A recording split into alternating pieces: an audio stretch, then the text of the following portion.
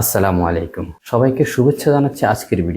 আজকের ভিডিওতে আমরা বেসিক্যালি আলোচনা করব আমদানি এবং রপ্তানি ব্যবসায় আমরা প্রোডাক্ট সিলেকশন করতে পারি কিভাবে।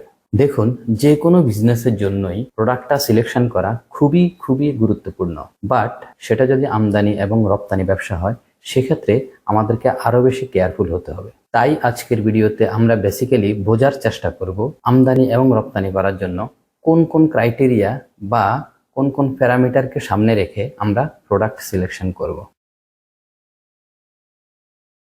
দেখুন, আমদানির জন্য প্রোডাক্ট সিলেকশনের ক্ষেত্রে আমদানিযোগ্য যে কোনো পণ্যই আপনি আমদানি করতে পারবেন। তবে আমাদের দেশে গভর্নমেন্ট কর্তৃক যে আমাদের ইম্পোর্ট অর্ডার পলিসিটা আছে, সেখানে কিছু পণ্য আছে যেগুলো আমদানির নিষিদ্ধ পণ্য। এছাড়া আরো কিছু পণ্য আছে যেগুলো শর্ত সাপেক্ষে আমদানিযোগ্য পণ্য। সো এই ধরনের পণ্যগুলো ছাড়া মোটামুটি সব ধরনের পণ্যই আমরা অবাধে ইম্পোর্ট করতে পারি।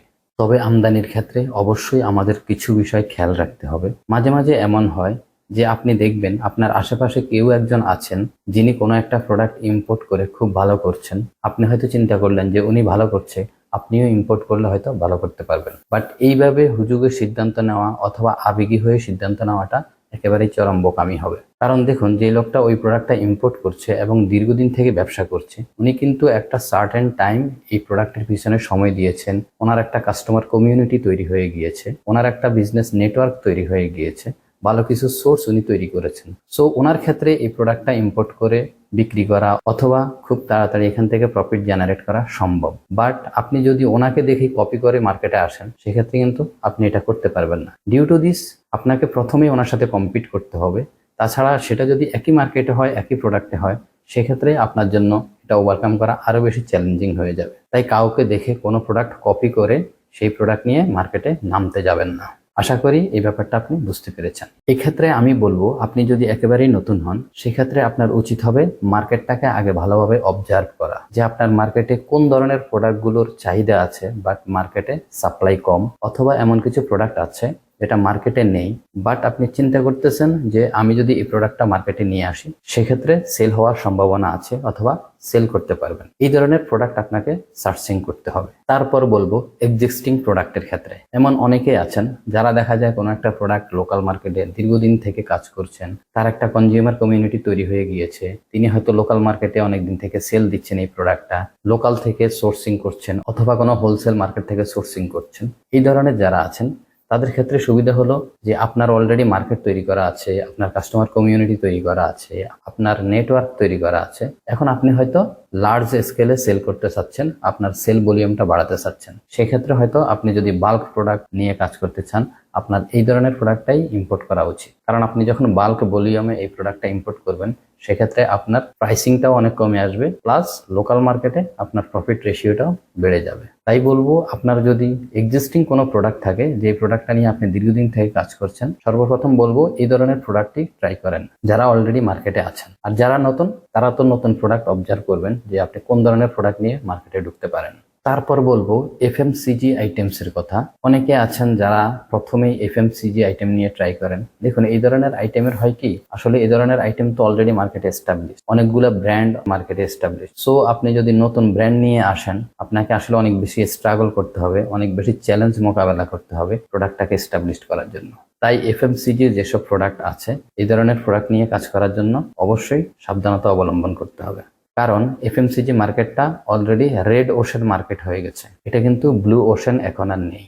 অনেকে আবার কসমেটিক্স নিয়ে ট্রাই করেন। কসমেটিক্স একটা ভালো প্রোডাক্ট, বাট এই প্রোডাক্টটা মার্কেটে এত বেশি কপি হয় যে এই প্রোডাক্টটা নিয়ে কাজ করা অনেক বেশি কঠিন হয়ে যায়। আর সবচেয়ে বড় সমস্যা হলো, আপনারা দেখে থাকবেন যে আমাদের অনেক আপুরা আছেন যারা ফেসবুকে লাইভে এসে নিজেদের কসমেটিক্স নিজেদের বডিতে ট্রিটমেন্ট করে সেটা কাস্টমারকে প্রুভ করে দেন সেল করে। সো আমরা যারা আছি, আমাদের পক্ষে হয়তো এইভাবে সেল করাটা কঠিন হয়ে যাবে, আমরা এইভাবে সেল করতে পারবো না। এই জন্য কসমেটিক্স নিয়ে কাজ করার জন্য আপনাকে অনেক চিন্তা ভাবনা করতে হবে। আরেকটা ব্যাপার বলে রাখি কসমেটিক্স এর ব্যাপারে, সেটা হলো নতুন কোনো ব্র্যান্ড যদি থাকে, যে আপনি কোনো নতুন ব্র্যান্ডকে মার্কেটে ইন্ট্রোডিউস করাতে চাচ্ছেন, সেক্ষেত্রে হয়তো এটা সম্ভব।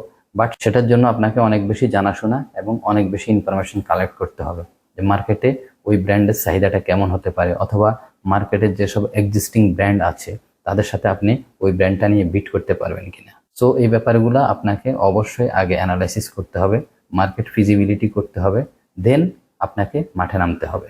অনেকে আছেন যারা বেবি টয় নিয়ে কাজ করেন, বেবি টয়, বেবি প্রোডাক্টস এগুলো নিয়েও কাজ করা যায়। এগুলো খুবই ভালো আইটেম, বর্তমানে খুব চলে এই প্রোডাক্টগুলো মার্কেটে। কারণ এই প্রোডাক্টগুলোতে আমি যতদূর জানি এখানে খুব বেশি বড় ব্র্যান্ড নাই, অথবা এমন কোনো ব্র্যান্ড নাই যারা মার্কেটে ওয়েল এস্টাবলিশড। সো এখানে নতুন নতুন ব্র্যান্ডের প্রোডাক্ট নিয়ে এসেও আপনি কাজ করতে পারেন। তবে যেহেতু বেবি প্রোডাক্ট, সেক্ষেত্রে এই ব্যাপারগুলো খুবই সেন্সিটিভ।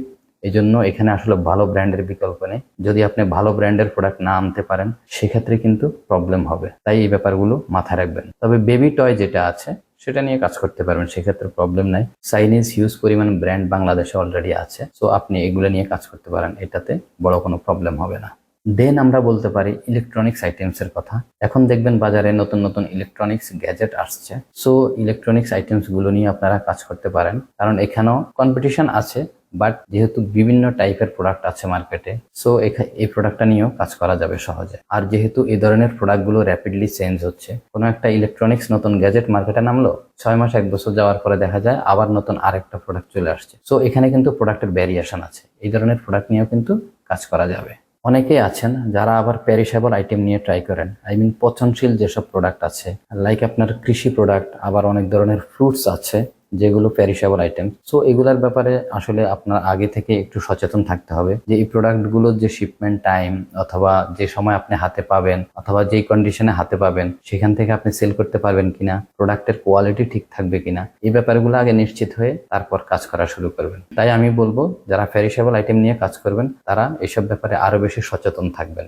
আরেকটা চমৎকার প্রোডাক্ট আছে, যে প্রোডাক্টগুলোর নাম আমি বলছি না, বাট এই প্রোডাক্টগুলো কোনো ব্র্যান্ড না, কিন্তু মার্কেটে খুব চলে। এই ধরনের অনেক প্রোডাক্ট আছে, আপনারা একটু চোখ কান খোলা রাখলে অথবা মার্কেট একটু অবজার্ভ করলে বুঝতে পারবেন যে আমি কোন প্রোডাক্টগুলোকে মিন করছি। এই প্রোডাক্টগুলো দেখবেন মার্কেটে অ্যাভেলেবেল চলতেছে, এখানে কিন্তু ব্র্যান্ডটা ইম্পর্টেন্ট না, এখানে হলো প্রোডাক্টের কোয়ালিটি ভালো থাকলে এই প্রোডাক্টগুলো হামেশাই চলে, সব জায়গাতেই চলে। সো এই ধরনের প্রোডাক্টগুলো নিয়ে কাজ করতে পারেন, কারণ এই প্রোডাক্টগুলো কিন্তু ব্র্যান্ড আকারে মার্কেটে এস্টাবলিশড হয় নাই, কিন্তু প্রোডাক্টগুলো নিজেদের নামে অথবা নিজেদের গুণে এস্টাবলিশড। আই হোপ আমি কোন ধরনের প্রোডাক্টগুলোর কথা বলছি আপনারা হয়তো বুঝতে পারছেন। আমি সরাসরি প্রোডাক্টের নাম মুখে নিচ্ছি না। সো এই ধরনের প্রোডাক্টগুলো নিয়ে কিন্তু ট্রাই করতে পারেন, কারণ এগুলোর জন্য আপনাকে বড় কোনো কষ্ট করতে হবে না। এগুলো প্রতিদিনই চলে, সব সময় চলে, সব জায়গাতেই চলে, কিন্তু ব্র্যান্ড নাই সেহেতু যে কোনো লোকই এই ধরনের প্রোডাক্ট ইম্পোর্ট করে সেল করতে পারবে সহজে। সো এই প্রোডাক্টগুলো মাথায় রাখতে পারেন। সবশেষে আমদানির ক্ষেত্রে একটা কথাই বলবো যে আপনি সবসময় সেই প্রোডাক্টটাই ইম্পোর্ট করবেন যেই প্রোডাক্টটা আপনি নিজে সেল করতে পারবেন। কারো কথায় বা কারো প্রলোভনে পড়ে এমন কোনো প্রোডাক্ট ইম্পোর্ট করবেন না যে প্রোডাক্টটা আপনি সেল করতে পারবেন না, তাতে করে কিন্তু দিন শেষে আপনারই ক্ষতি হবে। সো এই ব্যাপারটা অবশ্যই অবশ্যই অবশ্যই মাথায় রাখবেন।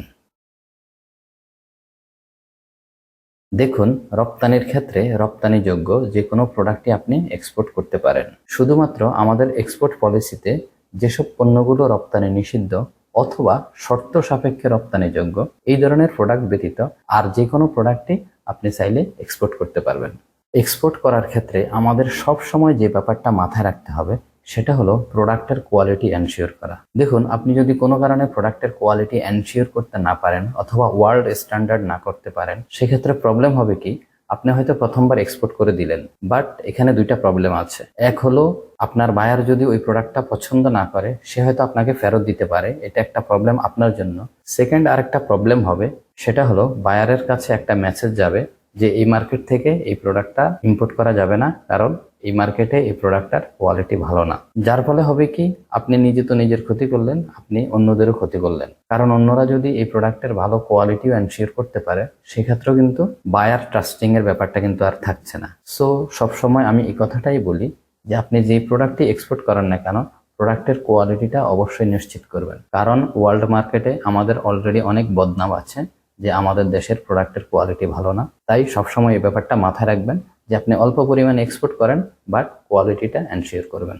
এক্সপোর্টের ক্ষেত্রে আপনারা আরেকটা ক্রাইটেরিয়া মাথায় রাখতে পারেন, সেটা হলো বাংলাদেশ সরকার অলরেডি কিন্তু সর্বশেষ আপডেট অনুযায়ী যে 43টা প্রোডাক্টের উপরে নগদ সহায়তা বা ক্যাশ ইনসেনটিভ দিচ্ছে। তাই যখনই আপনারা চিন্তা করবেন যে প্রোডাক্ট এক্সপোর্ট করবেন, সেক্ষেত্রে আপনি ওইসব প্রোডাক্টগুলো বেশি ট্রাই করবেন যেগুলোতে ক্যাশ ইনসেনটিভ পাওয়া যায়। তাতে সুবিধা হবে কি, আপনি কোয়ালিটি এনশিওর করলেন বাট প্রফিটটা কম আসলো, কিন্তু সরকার যখন আপনাকে কিছু পরিমাণ ক্যাশ ইনসেনটিভ দিবে, তাতে আপনার ওভারঅল প্রফিটটা চলে আসবে। তো এই ধরনের মোটামুটি 43টা প্রোডাক্ট আছে।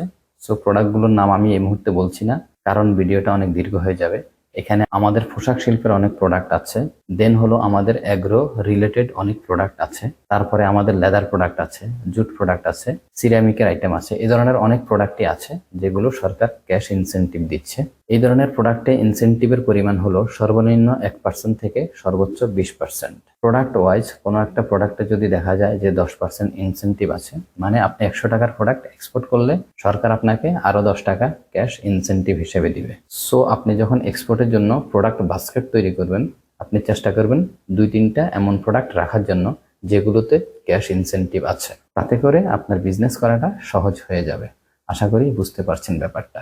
এক্সপোর্টের ক্ষেত্রে আমাদের আরেকটা ক্রাইটেরিয়া মাথায় রাখা উচিত, সেটা হলো যে ধরনের প্রোডাক্টের কাঁচামাল অ্যাভেলেবেল, এই ধরনের প্রোডাক্ট নিয়ে আমাদের ট্রাই করা উচিত। কেননা কোনো কারণে বায়ার যদি আপনার প্রোডাক্টটা খুব বেশি পছন্দ করে, দেন সে যদি বাল্ক ভলিউমে আপনার কাছ থেকে চায়, আপনি যদি সেটা না দিতে পারেন, তাহলে কিন্তু আর ব্যবসার মজাটা থাকছে না।